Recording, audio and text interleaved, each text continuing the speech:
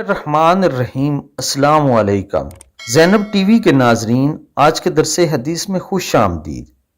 آج کے درس حدیث کا موضوع ہے غیر محرم کے ساتھ خلوت اختیار نہ کرو۔ فرمان رسول صلی اللہ علیہ وآلہ وسلم ہے، ہرگز کوئی مرد کسی غیر محرم عورت کے ساتھ خلوت اختیار نہ کرے اور ہرگز کوئی عورت محرم کے بغیر سفر نہ کرے۔